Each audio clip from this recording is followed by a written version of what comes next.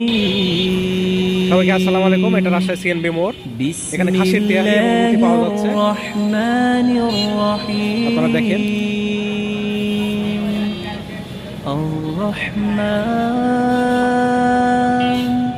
আল্লামাল কুরআন